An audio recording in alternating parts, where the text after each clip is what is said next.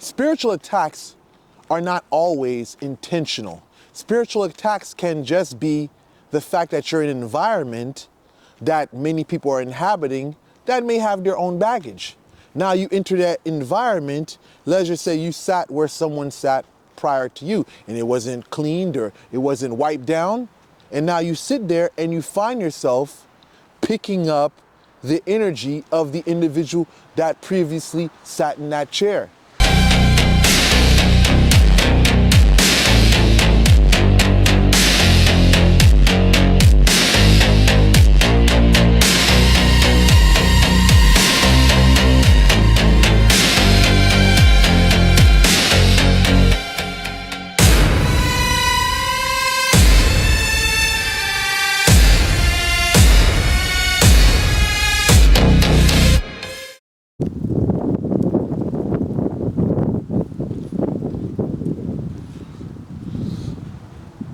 A premonition is an insight into the future. This can come via a dream. This can come as an idea. You may be on the road thinking of something that maybe, let's just say, you may not even think of as having any weight. And now hours, if not days later, you find yourself in the same situation of what you were thinking about. You may even have a dream and you may think nothing of it. You go about your day, and then days later, you find yourself in the same predicament that you saw in your dream.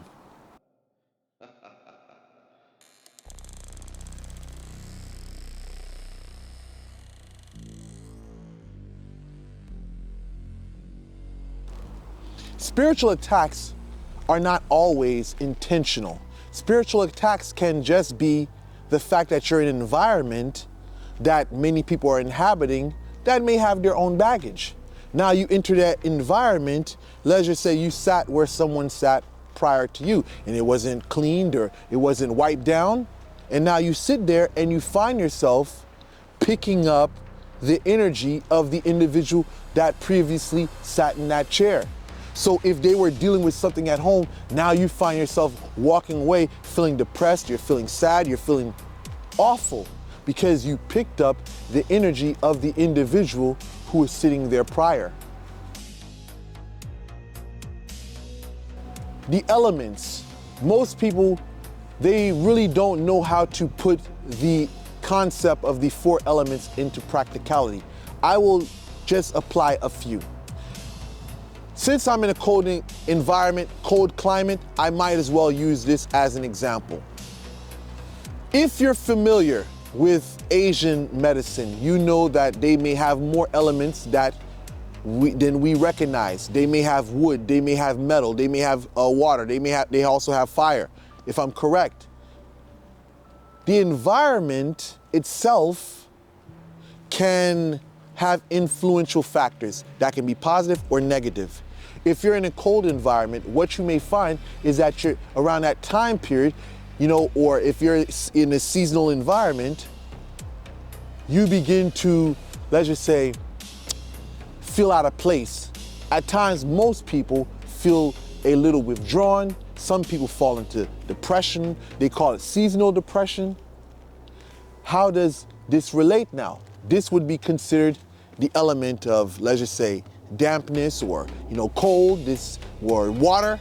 This would be a feminine energy. Now, when we combine that with the knowledge of metals, we understand that the metals can have healing capabilities in these climates. When it's cold outside, what do people do that are hiking in nature or they're in nature? They light a fire. You keep yourself warm. Same thing with the metals. When you have metals, they all have elements assigned to them metaphysically. Gold, for one, would be the element of fire. So if you're in a cold environment and you feel out of place, you feel depressed, it would be wise to wear a little bit gold, because this will take you out of that procrastinating state of being, or this depression, rather I say, lethargic. Hearing voices. Well, what's the difference between an individual diagnosed with schizophrenia versus a priestess, prophetess, or even a priest or psychic? Well, the difference is the individual with schizophrenia hasn't been trained. So when they're going through those experiences, they do not have discernment. And not only that, they do not know how to turn off that channel. So these individuals, they're walking in environments that are very negative and they don't have any form of protection. So now these guys are picking up the echoes of individuals talking. They can be energy that may be in that environment. And now they're picking up all these things and they don't know what to make sense. They don't know what to make sense out of. A spiritualist, when they go into environments, they usually wear protection. And not only that, they usually cleanse. Because if they're psychically sensitive, they're gonna hear those things that they don't wanna hear. Sometimes they get feelings that they do not agree with. So they cleanse themselves, where the person with schizophrenia, they're not aware of any of this. So now this is why they're hearing things, they're seeing things, they're feeling things. And they, not only that, they come up with delusions. And these delusions, I'll just say this, trying to get someone to change their mind who have delusions is almost impossible. What you hear depends on the environment. If you are a spiritualist, you know that negative environments will give you negative thoughts, negative ideas, and negative voices and sounds if you have clairvoyance.